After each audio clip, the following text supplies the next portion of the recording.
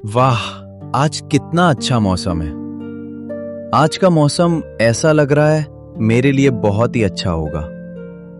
जल्दी से जंगल में चलकर आज बहुत सारी औषधियां तोड़ लेता हूं, जिससे मुझे कई दिनों तक जंगल में नहीं जाना पड़ेगा। रामदीन इसी तरह से बहुत ही खुश होकर चला जा रहा था, लेकिन उसे नहीं पता था उसकी खुशी कुछ देर की ही है। वो कुछ दूर और चला ही था, तभी रास्ते में उसे जमींदार मिल जाता है।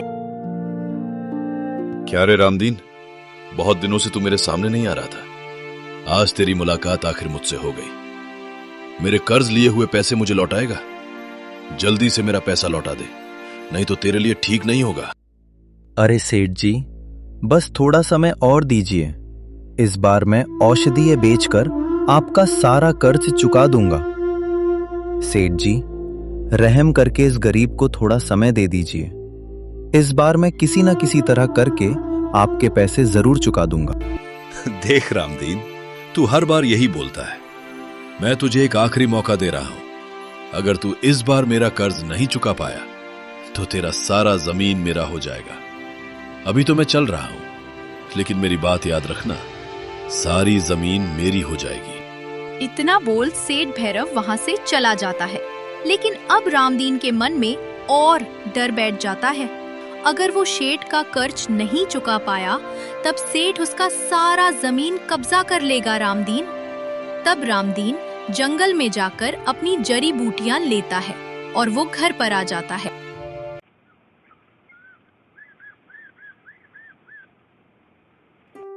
उसके बाद अगली सुबह होती है। रामदीन जंगल से जल्दी जल्दी के चक्कर में कल कुछ जड़ी बूटियां लाना भूल जाता है, इसीलिए वो आज सुबह सुबह फिर से जंगल की तरफ जाता है। अरे कोई मुझे बचाओ, मैं उठ भी नहीं पा रहा हूँ। लगता है मेरे पैरों में बहुत ही गहरी चोट आ गई है।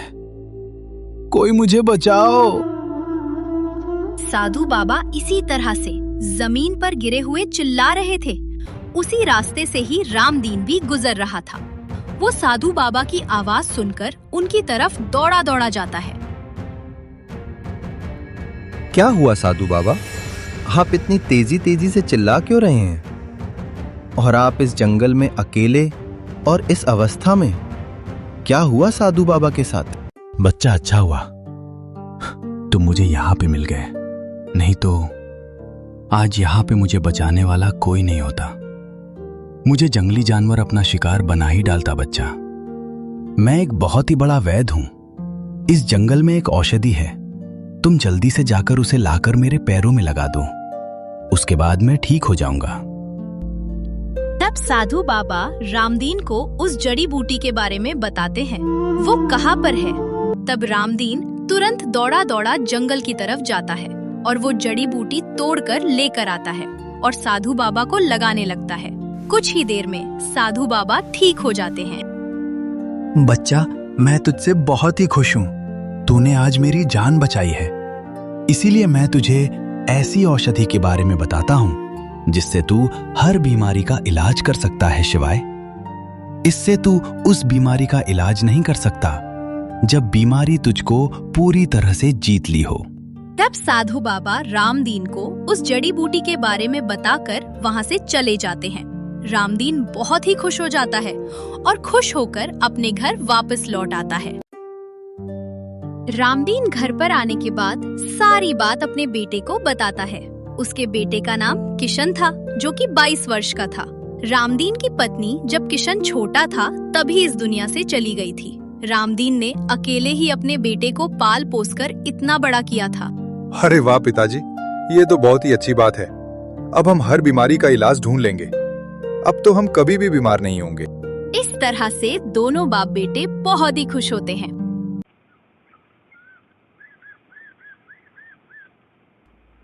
लेकिन उसके बाद जब अगली सुबह होती है, किशन के पिता रामदीन इस दुनिया को छोड़कर जा चुके थे। दरअसल किशन के पिता हार्ट अटैक के मरीज थे।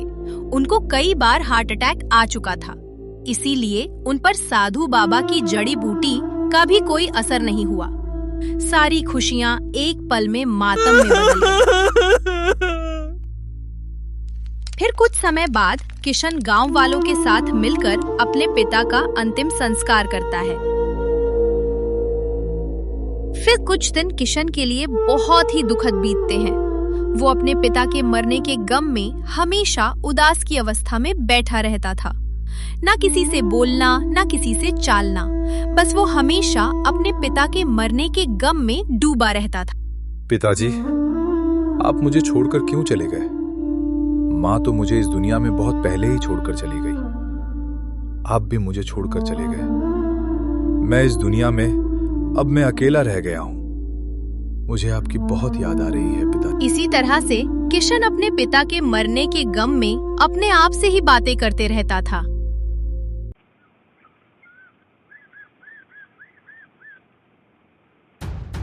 फिर एक दिन सुबह सुबह ही सेठ भैरव सिंह किशन के घर अपने पैसे की वसूली करने के लिए आ जाता है। अरे कहाँ गया रे रामदीन, जल्दी बाहर निकल। तेरा सारा समय अब खत्म हो गया है। अब जल्दी से मेरे पैसे वापस दे, नहीं तो तेरी सारी जमीन है मेरी हो जाएंगे। सेठ भैरव की ऐसी बातों को सुनकर किशन दौड़ा दौड़ा सेठ के पास आता है। सेठ जी, मेरे पिताजी अब इस दुनिया में नहीं रहे। वो इस दुनिया को छोड़कर हमेशा के लिए चले गए। सेठ जी, रहम करके थोड़ा और समय दे दीजिए। मैं आपका कर्ज बहुत जल्द चुका दूंगा। तेरे बाप से ये सवाल सुनते सुनते हैं मेरे कान पक गए हैं। अब तू भी यही बोल रहा है। अब मैं एक दिन का भी समय और नहीं दूंगा। चुपचाप तू अपने इस घर को खाली कर दे, नहीं तो मैं तुझे धक्के मारकर निकाल लूंगा। तेरा बाप मेरा कर्ज तो चुका नहीं पाया, उससे पहले ही टपक गया। किशन अपने घर की भीख मांगता रहा, लेकिन सेठ भैरव सिंह को उस पर थोड़ी भी दया नहीं आई। वो किशन के घर और खेत पर कब्जा कर लेता है। तब थक हार कर किशन अपने घर को छोड़कर जंगल की तरफ आ जाता है। हे भगवान, अब मेरे पास ना अपना खुद का घर है, ना खुद का खेत। अब मैं करूं तो क्या करूं? हाँ, ऐसा करता हूं, अब मैं इसी जंगल से लकड़ियां काटकर गांव में बेचूंगा, जिससे मेरा गुजारा हो सकेगा। तब किशन उसी दिन से जंगल में लकड़ियां काटने लगता है। वो दिन भर लकड़ियों को काटता और शाम को गांव-गांव में बेचता था। इसी तरह से अब किशन का जीवन गुजरने लगा था। एक दिन किशन गांव में अपनी लकड़ियां बेचने के लिए जाता है। उसी गांव में उसकी मुलाकात एक बिरजू नाम के व्यक्ति से होती है। अरे भाई, मैं कई दिनों से देख रहा हूँ तुम रोज इसी तरह से आकर गांव में लकड़ी बेचते हो। तुम कौन से गांव से हो? इससे पहले मैंने तुमको इस गांव में नहीं देखा। और तुम्हारा नाम क्या है? हाँ भाई, क्या ही बताऊं, मेरे साथ बहुत ही बुरा हुआ। इस दुनिया में मेरा कोई नहीं है। इसी वजह से मैं जंगल में लकड़ियां काटकर गांव में बेचता हूँ। मेरा नाम किशन है और मेरे गांव का नाम कुंदनपुर है। तब तो हम दोनों दोस्त हुए। मेरा भी इस दुनिया में कोई नहीं है। मेरे भी माता पिता मुझे इस दुनिया में अकेला छोड़कर चले गए। तभी से मैं भी अकेला हूँ। चलो, अब हम दोनों एक दोस्त की तरह रहते हैं। मैं भी जंगल में लकड़ियां ही काटता हूँ, लेकिन मैं दूर दूर के जंगल में लकड़ियां काटने जाता हूँ। मैं भी बहुत दिनों से अकेला हूँ। आज फाइनली मुझे मेरा मित्र मिल ही गया। तो चलो मित्र, अब से हम दोनों साथ ही रहकर लकड़ियां काटेंगे। तब वो दोनों बहुत सारी बातें करते हैं और उन दोनों में बहुत ही गहरी मित्रता हो जाती है। वो दोनों साथ साथ जंगल में लकड़ियां करते थे और साथ साथ गांव में बेचने के लिए भी जाते।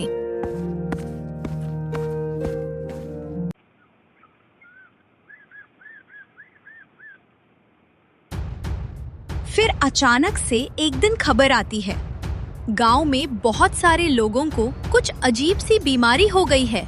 किसके कारण? सभी लोग बीमार पड़ रहे हैं। इस बीमारी का इलाज गांव के बड़े बड़े हॉस्पिटल, यहाँ तक कि ये बीमारी शहरों में भी बहुत तेजी से फैल रही थी। शहरों के भी बड़े बड़े हॉस्पिटल इस बीमारी का कोई भी इलाज नहीं कर पा रहे थे। सभी इस बीमारी से बहुत ही परेशान हो रहे थे। हे भगवान, ये हमारे गांव में कैसी बीमारी आ गई है? लोगों की तबीयत दिन प्रतिदिन खराब होती जा रही है और ये बीमारी खत्म होने का नाम ही नहीं ले रही है। अब तो ऊपर वाला ही कोई चमत्कार करेगा, तभी गांव के लोग बच पाएंगे, नहीं तो अब इस गांव के लोगों का विनाश होकर ही रहेगा। हाँ मुखिया जी, आप ठीक बोल रहे हैं। ये अजीब सी बीमारी हमारे गांव के लोगों को मार रही है। अब तो ऊपर वाले का ही सहारा है, वो किसी रूप में आकर हमारे गांव के लोगों को बचाए। सभी लोग दिन प्रतिदिन बीमार होते जा रहे हैं, लेकिन कोई ठीक नहीं हो रहा है। यदि ऐसा ही चलता रहा, एक समय ऐसा आएगा जब गांव में कोई भी व्यक्ति बचेगा भी नहीं। इसी तरह से गांव के सभी लोगों के अंदर बीमारी का दहशत बढ़ता जा रहा था। सभी लोग बहुत ही घबराए हुए थे। किशन जंगल में लकड़ी काटने जा ही रहा था, तभी उसका दोस्त बिरजू दौड़ा दौड़ा किशन के पास आता है और वो बहुत ही घबराहट में किशन से बोलता है, अरे किशन मेरे मित्र, तूने सुना है गांव में एक बहुत अजीब सी बीमारी फैल गई है, जिससे सभी लोगों की तबीयत बहुत ही ज्यादा खराब होती जा रही है। धीरे धीरे ये बीमारी सभी लोगों को पकड़ रही है। हम लोग अभी बचे हैं किशन, जल्दी से चल, कहीं पर जाकर छुप जाते हैं, नहीं तो ये बीमारी हमें भी लग जाएगी। क्या बोल रहा है बिरजू? कैसी बीमारी? अरे जब बीमारी इतनी गंभीर है तो हम छुपे क्यों? हमें तो लोगों की मदद करनी चाहिए। चल, हम जल्दी से चलकर लोगों की मदद करते हैं। अरे किशन, तू बात को समझ नहीं रहा है। ये बीमारी लोगों के संपर्क में आने से और तेजी से फैल रही है। चल, हमारा छुपाना ही सही होगा। तब वो दोनों जंगल की तरफ भाग जाते हैं, जहाँ पर लोग नहीं रहते हैं। किशन जंगल में अकेला बैठा लोगों के बारे में सोच रहा था। तभी किशन को अपने पिता की एक बात याद आती है, जिसमें उसके पिता ने बताया था एक जड़ी बूटी के बारे में, जो उसके पिता को एक साधु बाबा ने बताया था। अरे हाँ, पिताजी ने तो मुझे एक जड़ी बूटी के बारे में बताया था, जिससे हर बीमारी का इलाज किया जा सकता है। केवल इससे उस बीमारी का इलाज नहीं किया जा सकता जो बीमारी इंसान को पूरी तरह से जीत ली हो। ये महामारी जो गांव में चल रही है, ये तो अभी शुरुआती दौर पर है। इसका मतलब मैं इसका दवा लोगों को दे सकता हूँ। किशन तुरंत उस जड़ी बूटी को लेने के लिए जंगल के उस स्थान पर जाता है जहाँ पर वो जड़ी बूटी थी। वो जड़ी बूटी लेकर तुरंत किशन गांव में आता है। किशन गांव में आने के बाद पहले एक व्यक्ति को वो दवा देता है। दादाजी, आप ये दवा लीजिए, इससे आपको इस बीमारी से राहत मिल जाएगी। आप पूरी तरह से ठीक हो जाएंगे दादाजी। बेटा, काश ऐसा ही हो, क्योंकि बहुत से डॉक्टर आए, लेकिन अभी तक मेरे ऊपर किसी भी दवा का कोई असर नहीं हुआ है। शायद तेरी दवा से ही कुछ हो जाए। तब किशन उस बूढ़े दादाजी को जड़ी बूटी लगाने लगता है। कुछ ही देर में वो बूढ़े दादाजी पूरी तरह से स्वस्थ हो जाते हैं और वो जमीन पर खड़े हो जाते हैं, जो कुछ देर पहले चारपाई पर लेटे हुए थे। अरे बेटा, मैं ठीक हो गया। तेरी दवा ने तो सच में काम कर दिया बेटा। तेरा लाख लाख धन्यवाद। अब मैं ठीक हो गया। बेटा, मेरे पास ज्यादा कुछ तो नहीं है, लेकिन थोड़े बहुत ही पैसे हैं। मैं तुझे ये पैसे अपनी खुशी से दे रहा हूं बेटा, मना मत करना। ये अपनी मेहनत समझ कर ले लेना, क्योंकि मैं इलाज कराने में बहुत सारे पैसे लगा दिया हूं। उसके बाद भी मैं ठीक नहीं हुआ, लेकिन तेरी दवा से मैं एक बार में ही ठीक हो गया। तब वो बूढ़े अंकल में अपनी खुशी से किशन को कुछ पैसे दिए। इसके बाद वो बूढ़े अंकल गांव में जाकर सभी लोगों से बता देते हैं, किशन के पास इस बीमारी की दवा है। अरे सुनो सुनो सभी गांव वाले, इस महामारी बीमारी का इलाज मिल गया है। वो जो जंगल में किशन है ना, जो लकड़ियां काट कर बेचता है, उसके पास इस बीमारी के इलाज की दवा है। सभी लोग जल्दी से उसके पास जाकर ये दवा ले लो, उसके बाद सभी ठीक हो जाओगे। तब गांव के सभी लोग इस महामारी के इलाज के लिए किशन के पास जंगल में पहुंच जाते हैं। सभी लोग उससे वो दवा लेते हैं और सभी लोग अपनी इच्छा अनुसार किशन को कुछ पैसे भी देते हैं, जिससे किशन के पास सब बहुत सारा पैसा इकट्ठा हो जाता है। किशन जितना पैसा लकड़ियां बेचकर महीना में भी नहीं कमा पा रहा था, उससे कई गुना पैसा वो दवा बेचकर काम लिया था।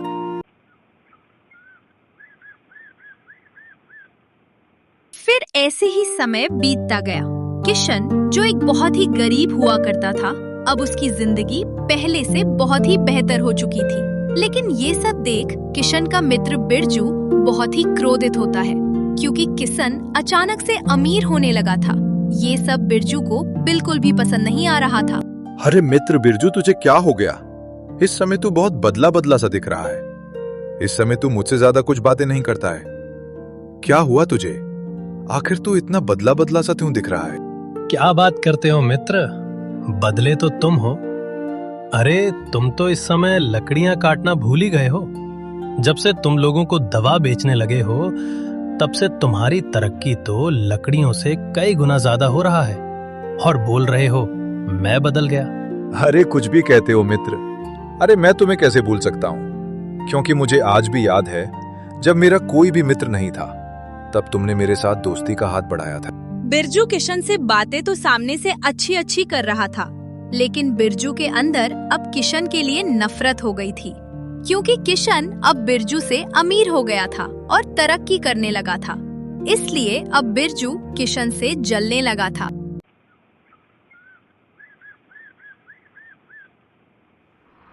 फिर अगले दिन किशन की झोपड़ी के सामने एक चमचमाती कार आकर रुकती है, जिसे देखकर किशन चौंक जाता है। एक्सक्यूज मी, क्या तुम्हारा ही नाम किशन है? मैंने सुना है जो महामारी बीमारी फैली है उसका इलाज तुम्हारी दवा में है। मेरा नाम मैक्स है। मैं शहर से तुम्हारे इस गांव में तुम्हें ढूंढते ढूंढते आया हूं। मेरी एक बच्ची है, वो भी इसी बीमारी से संक्रमित हो गई है। अगर तुमने मेरी बेटी को ठीक कर दिया तो मैं तुम्हें मुंह मांगा कीमत दूंगा। हाँ, क्यों नहीं साहब, मैं जरूर आपकी बच्ची को ठीक कर सकता हूँ। बस आप बताइए मुझे कहाँ पर है आपकी बच्ची? तो चलो मेरे साथ, देरी मत करो। अगर तुमने मेरी बच्ची को ठीक कर दिया तो समझ लो आज तुम्हारी किस्मत बदल जाएगी। तब किशन तुरंत उस व्यक्ति के साथ उसकी गाड़ी में बैठकर उसकी बच्ची के पास आ जाता है।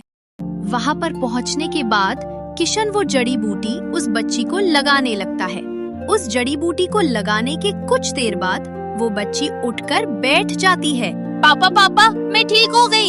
ये देखो, मैं पूरी तरह से चल फिर सकती हूँ। अब मुझे कोई भी प्रॉब्लम नहीं हो रही है। हे माय सन, तू ठीक हो गई? आज मैं बहुत खुश हूँ। मुझे आज ऐसा लग रहा है मुझे दुनिया की सारी खुशियाँ मिल गई। हे मैन, तूने आज मेरी बेटी को उसकी जिंदगी वापस दी है, इसलिए मैं तुझसे आज बहुत ही खुश हूँ। मैं तुझे अपनी संपत्ति का 20% हिस्सा देता हूँ। जा, आज से मेरी पूरी संपत्ति के 20% हिस्से का मालिक तू हो जाएगा। मेरा पूरा बिजनेस लगभग 100 करोड़ का है, मतलब अब 20 करोड़ का मालिक तू हो जाएगा।